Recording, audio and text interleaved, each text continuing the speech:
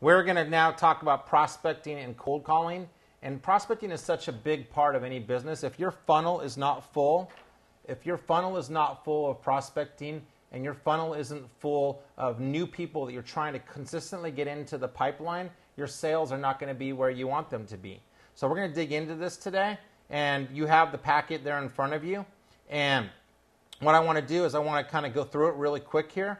Some sales professionals believe that using social media and web applications have become the hottest networking tools in business to get in the prospect's door, and are seeing cold calling as kind of an obsolete business practice, when in reality, cold calling is still, and in many cases, cold calling is moving towards warm calling because people are getting better at using testimonial letters and getting better at getting referrals.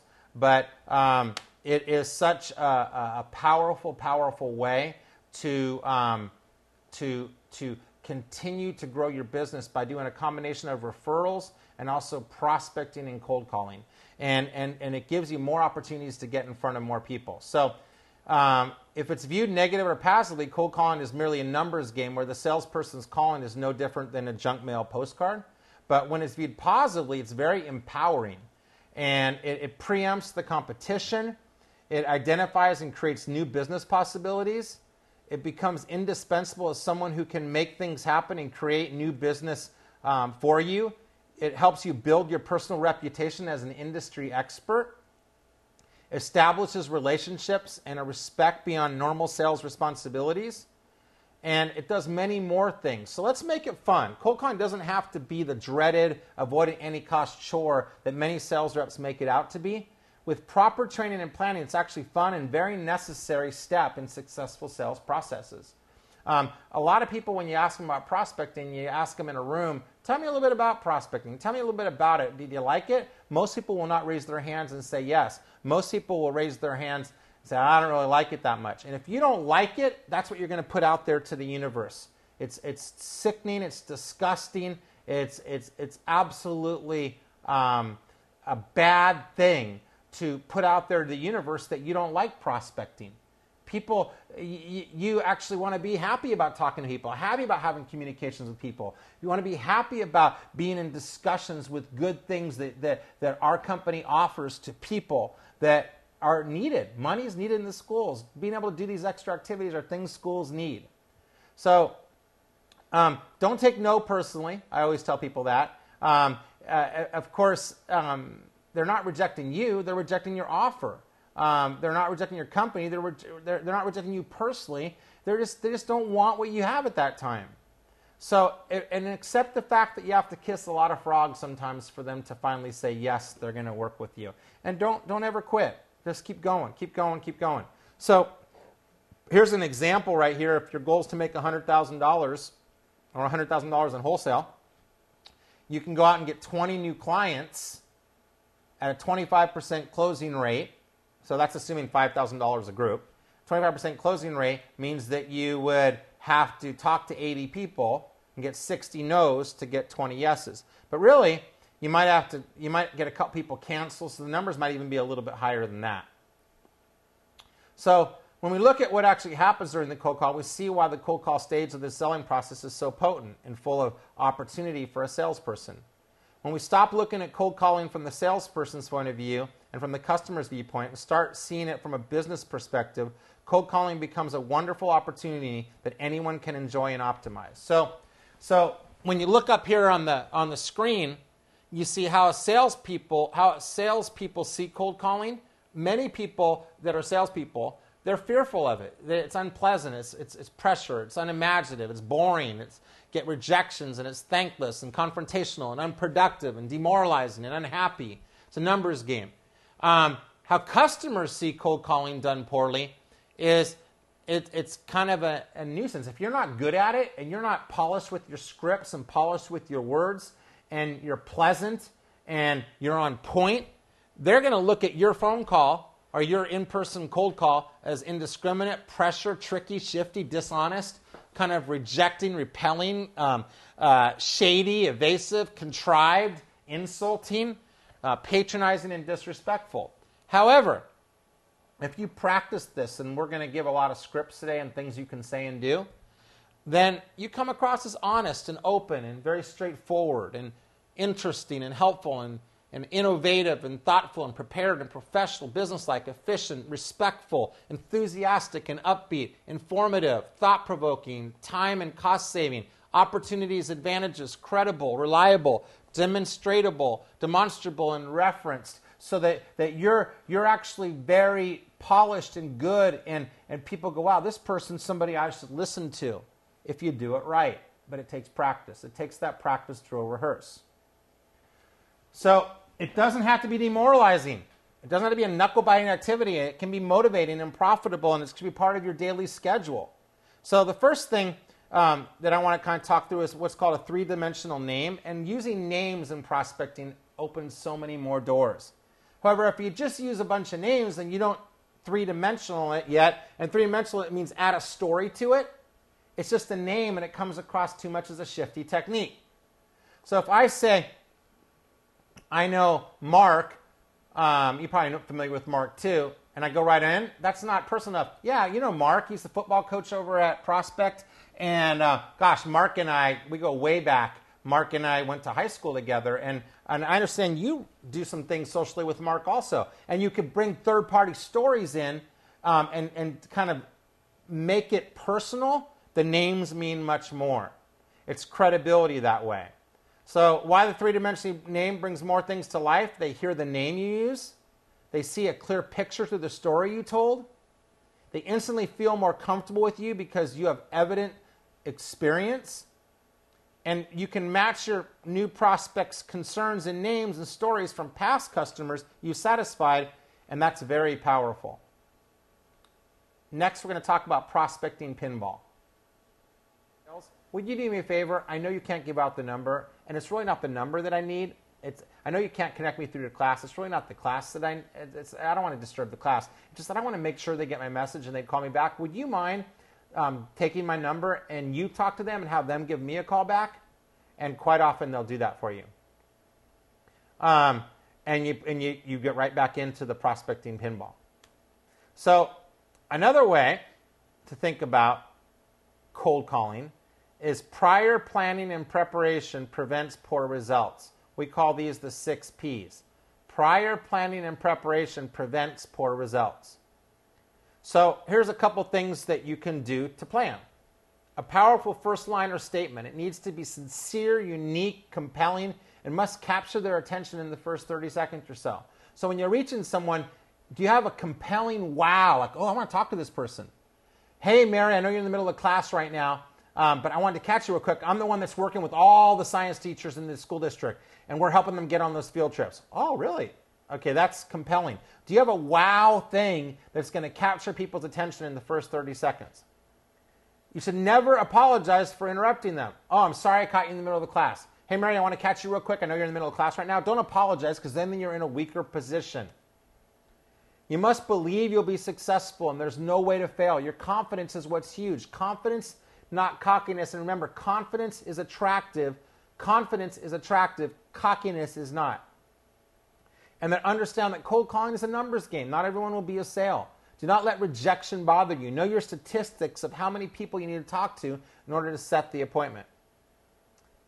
Then practice your scripts. Practice your word tracks. I know at GAO, there are word tracks for everything that we do. Plus, I've been teaching word tracks a lot, and that's scripts.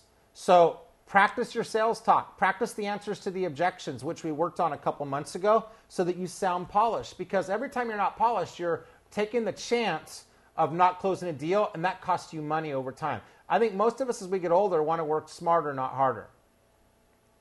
Have fun and shake it up every now and then. You need to stay loose, and it's okay to mess it up or do something crazy every now and then.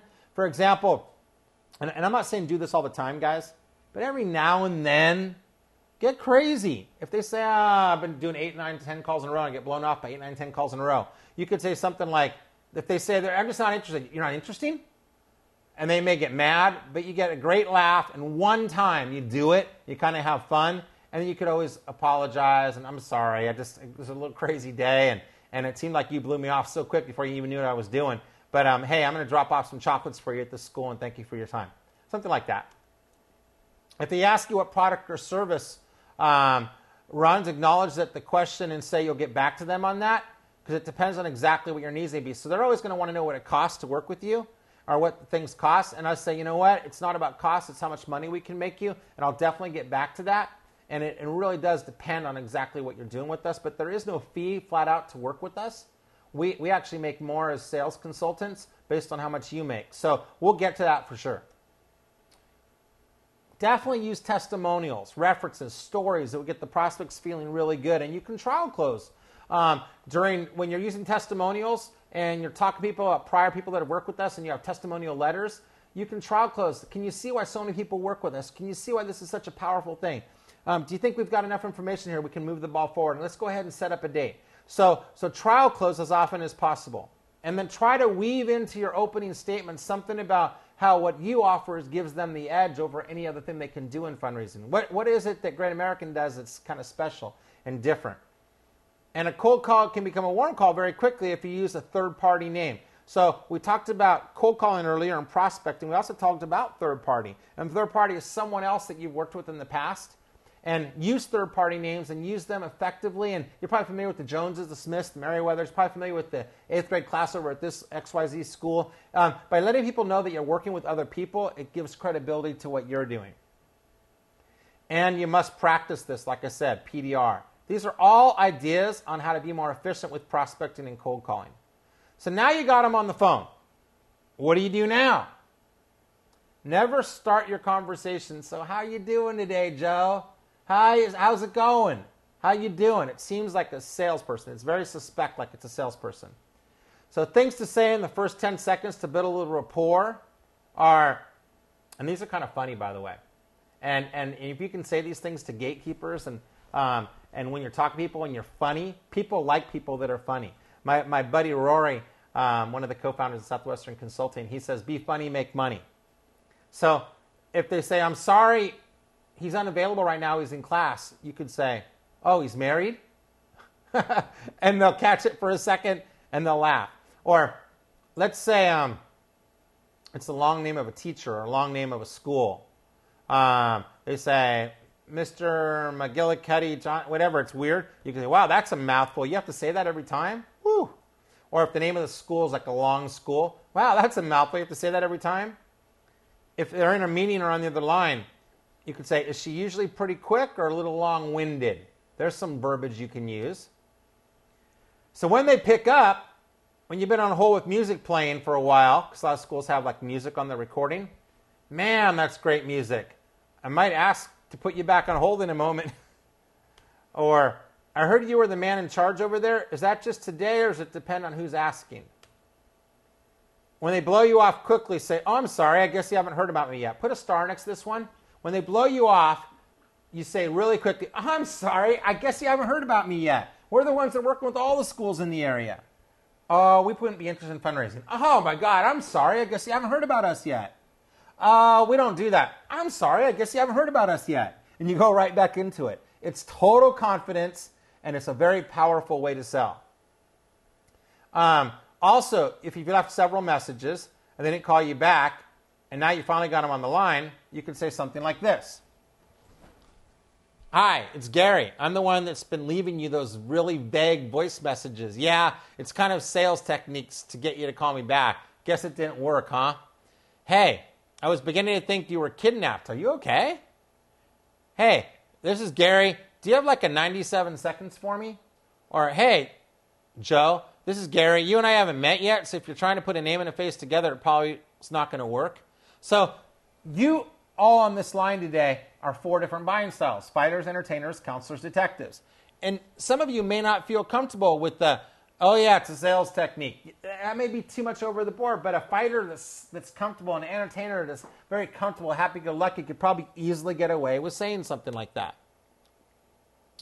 So the cold calling recipe for success. The number one ingredient in cold calling success is the script. And so I know, I was there in January, I still saw that you guys had scripts. You guys had the Great American Sales Talk. And that thing's been perfected over the years, over and over and over again. And you should use scripts. But the other 4 are the list. So the first law of lists is the easier a list is to get, the more competitors have it. The less likely it is to be any good.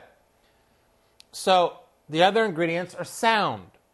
There's such a thing as a professional sound. If your sound wishy-washy, uncertain, tired, bored, sour, or have any of other hosts of unprofessional sounds, you lose, even if you have the world's best script. So you need to be energetic. You need to be excited. You need to be fun. You need to be entertaining.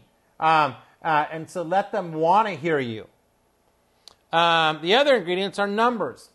When I'm debugging a failing cold call campaign, my first question is always, how many calls do you make in an hour? If it's below 40 per hour, I won't even discuss anything.